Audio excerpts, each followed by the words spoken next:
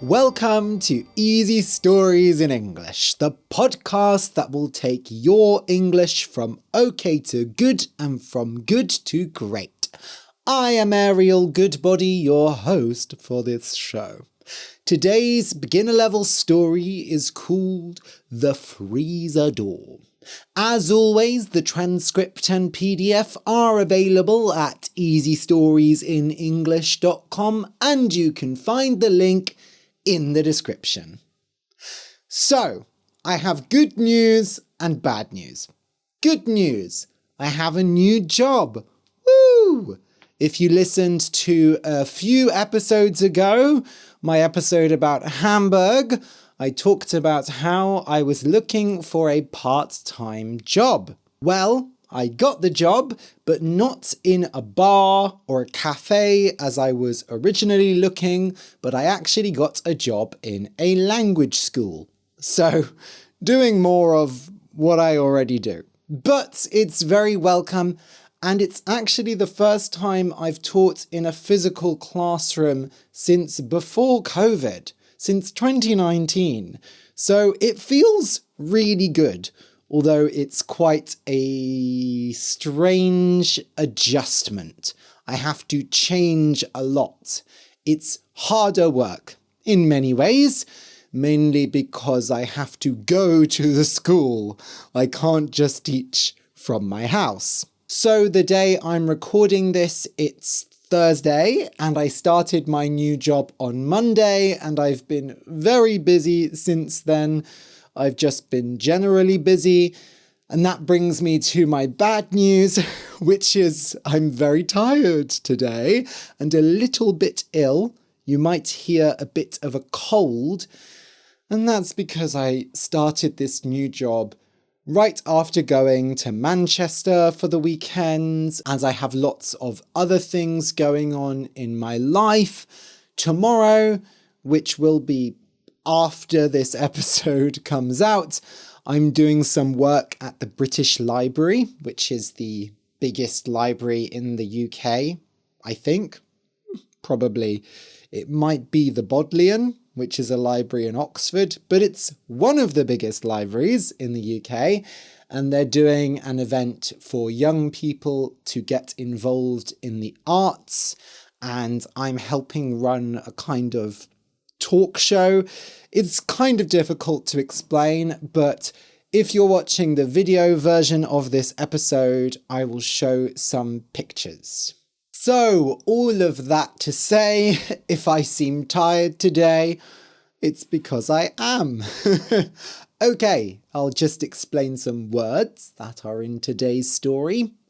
Freeze, F-R-E-E-Z-E, and the past tense is froze, F-R-O-Z-E, is what happens when something gets very cold.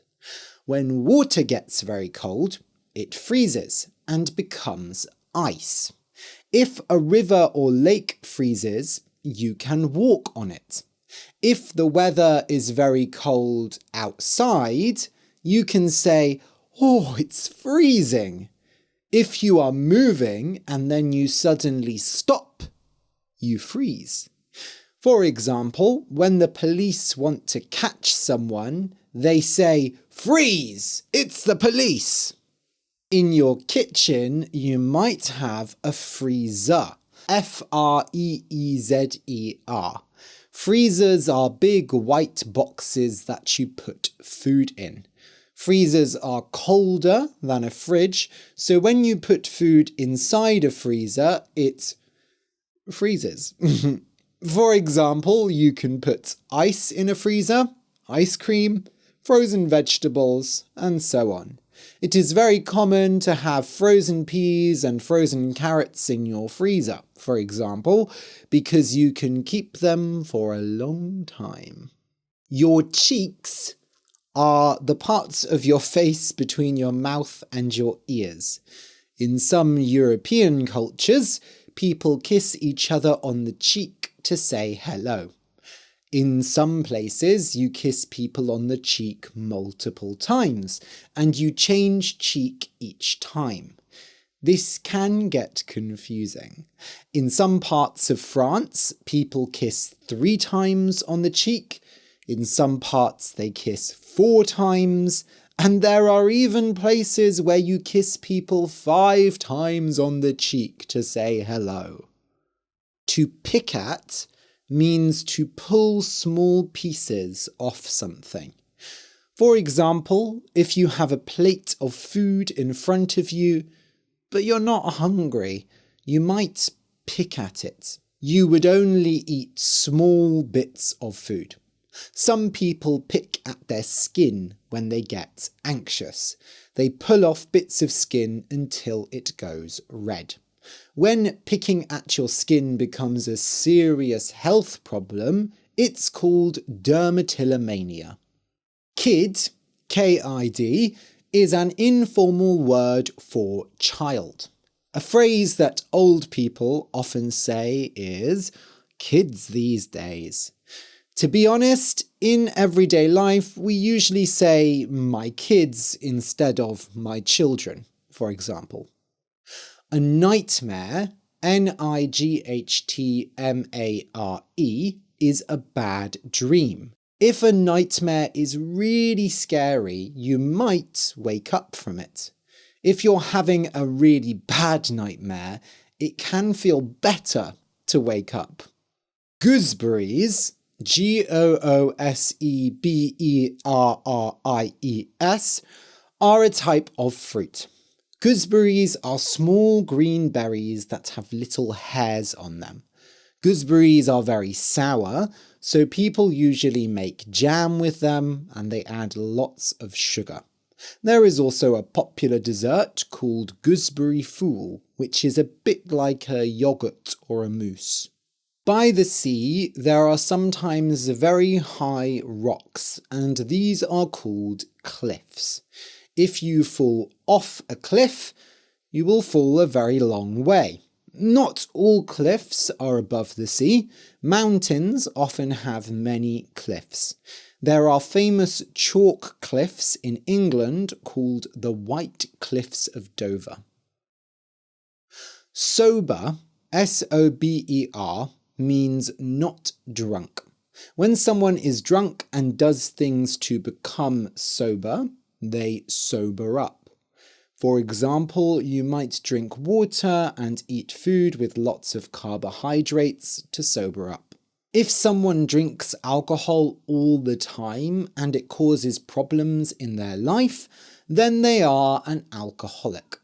If an alcoholic says, "I've sobered up," it usually means that they have stopped drinking completely. There is an organization called Alcoholics Anonymous, which helps alcoholics stop drinking and sober up. Alcoholics Anonymous is often shortened to AA. So when someone talks about going to an AA meeting, this is probably what they are talking about. When you weigh something, W-E-I-G-H, you see how heavy or light it is. For example, you might weigh your suitcase. If your suitcase weighs less than 20 kilograms, you can take it on the plane, but if it weighs more, you can't. When you weigh something up, you consider the advantages and disadvantages of something. For example, maybe you're trying to decide whether to go on holiday to London or Berlin. You weigh up the advantages and disadvantages of each. Maybe you decide that London has great history, but Berlin has a great nightlife, and that these are the two priorities for you. So you have to weigh London's history against Berlin's nightlife. You compare the two to make this difficult decision. Although, of course, I would say you should come to London because I love London. So, a big theme in today's story is parallel universes. Parallel is when two lines run next to each other, but they never meet. They never touch. So parallel universes is the idea that there are different universes, different worlds, where everything is the same except for a few small things. There are many films about travelling through parallel universes, where the characters can see what would happen if they had made a different decision. For example, the film Everything Everywhere All at Once is about parallel universes. Parallel universes are sometimes called mirror worlds. In this story, I call them mirror worlds. They are like the world, and the reflection of the world is in the mirror. But of course, at least one thing is different, which I guess means it's not really a mirror and a reflection, because a reflection is exactly the same. Maybe the mirror is dirty, and that's why it's not a perfect reflection. Anyway, enough about that. Listen and enjoy. The freezer door. I was sad. I was strong, and I was clever, and I had a good job, and I loved my husband, and my children loved me. But I was sad. I thought I was happy. I must be happy, I thought, because sad people don't wake up and kiss their husbands on the cheek. Sad people don't bake fresh bread and bring toast to their children in bed. Sad people don't go for a run and have an ice-cold shower before work. I wasn't happy, of course. Happy people don't pick at their cheeks until they go red. Happy people don't say, "I'm not hungry," and watch their kids eat supper. Happy people don't read books until 4 a.m. and then have nightmares. But life continued. I counted the days. Monday, Tuesday, Wednesday. I counted the months. April, May, June, July. I counted the years. Of course, there was no end. I didn't want an end. I was afraid of an end. When my husband said, "When the kids grow up and leave home," I felt as cold as ice, and I wanted to say no. Then, one day, I opened the freezer door. It was a hot summer's day. I was getting ice cream for the kids. Gooseberry ice cream that I had made. But when I opened the freezer door, I did not see frozen carrots and gooseberry ice cream. I saw my kitchen. The freezer was like a mirror, but inside the freezer, the kitchen was empty. I could not see myself in that kitchen. I could not see myself in that world. "Mum!" called my daughter from outside. I froze. I loved my children. I would close this door and open it again, and then the strange mirror kitchen would be gone, and I would see the frozen carrots and gooseberry ice cream, and everything would be normal. I started to close the door. "Mom!" called my son. My hand stopped. I looked behind me. I saw my children for a second. I saw the love in their eyes. Then I climbed into the freezer and shut the door. "I'm sorry," I said, but my words were eaten by the ice. In the first year, I thought a lot about going back. I opened and closed the freezer again and again, but I always saw the same things. Frozen carrots and chocolate ice cream. I tried emptying the freezer, taking everything out. That didn't work. I tried making gooseberry ice cream and putting the frozen carrots exactly where they had been before. That didn't work. I tried opening the freezer door at midnight when I couldn't sleep. That didn't work. By the second year, I had stopped trying. I lived my new life and tried not to think about the old one. Was I happier here? Not really. But I was alone. I did not know why this mirror world was different, why I had no husband or children here. But that was how it was. I was alone. And when you're alone, you can be sad. Nobody says, "Mummy, why are you picking at your cheek?" Nobody says, "Did you have that nightmare again, love?" So for 5 years, I fell.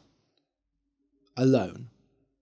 I fell into alcohol and partying and ice cream, cheap ice cream from the shop. I did my work badly. I was often late. Finally, I lost my job. So I took a job in a bar. I started smoking. It felt good to be bad. But in year 5, I almost died. I drank too much and went walking in the forest. I fell off a cliff and broke my leg. If someone hadn't come and found me, I would have died. And that was when I learned the truth. I did not want to die. There, at the bottom of the cliff, lying with a broken leg, and it hurt a lot, believe me, it hurts like nothing else. There, I learned that I did not want to die. So after that, it was 5 years of climbing. I worked hard to make my leg better. I joined AA, went to meetings every week. I started going to the gym. I sobered up. And I met a man at my gym. He made me think of my old husband. My old husband. I had lived in this world for so long. Sometimes I thought the other world was a nightmare and this was the real one. But then I remembered my old husband and my old kids.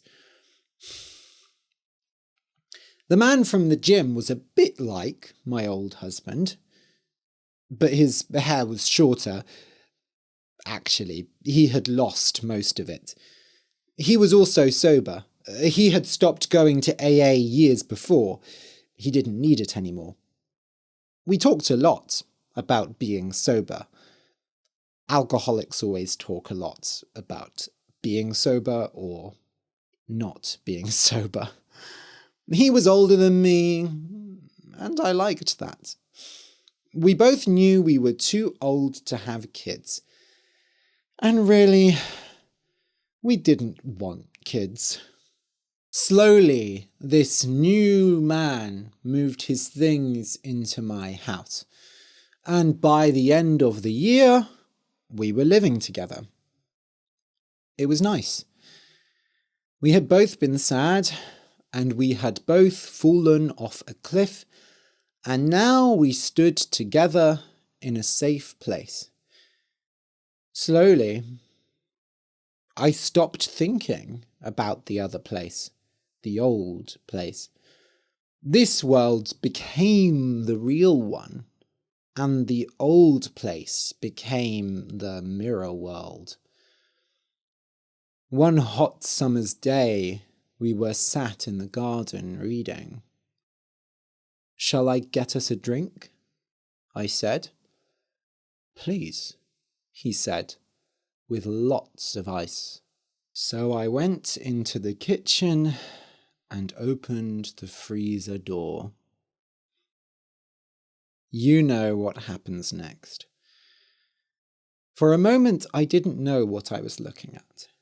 They had changed the kitchen. There was a new floor and they had painted the walls. But I saw that old clock and realized it was my kitchen, my old kitchen.